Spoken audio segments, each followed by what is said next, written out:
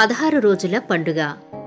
పెళ్లి తర్వాత 16వ రోజున వరుని ఇంటిలో వధూవరుల తల్లిదండ్రులు బంధుమిత్రులతో కలిసి 16 రోజుల పండుగ అనే వేడుకను చాలా సంతోషంగా జరుపుకుంటారు. ఈ పండుగతో ఈ పెళ్లితంతు కార్యక్రమం పూర్తయినట్టే. అంకురార్పణ చేసినప్పుడు మూకుళ్లలో మట్టిపోసి నవధాన్యాలు చల్లిస్తారు. ఆ మూకుళ్లను ఇంటికి తెచ్చుకుని ప్రతిరోజూ నీరు పోయాలి. అవి మొక్కలు మొలుస్తాయి. ఆ మూకుళ్లలో ఉన్న మట్టి తీసి మొక్కలను కడగాలి. ఆ కడిగిన మొక్కలను 3 గుమ్మముల వద్ద 2 వైపులా కొన్ని మొక్కలుంచాలి.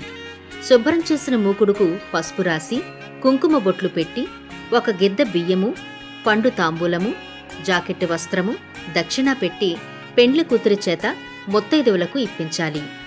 ఆనాడు భోజనంలో అట్లు వడ్డించాలి.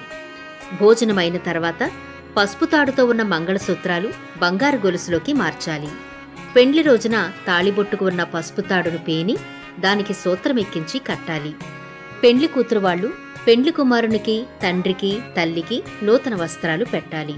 ఉదయమే నవదంపతులకు హారతి పట్టి మంగళ స్నానం చేయించాలి.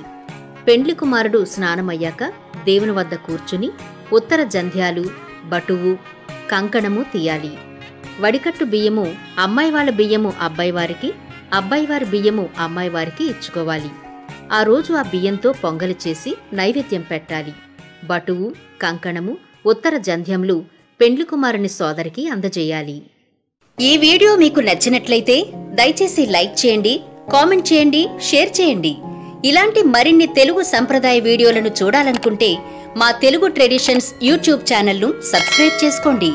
అలాగే మీరు ఏదైనా విషయాన్ని మా నుండి వీడియో రూపంలో చూడాలనుకుంటే దయచేసి కామెంట్ సెక్షన్లో మాకు తెలియజేయండి.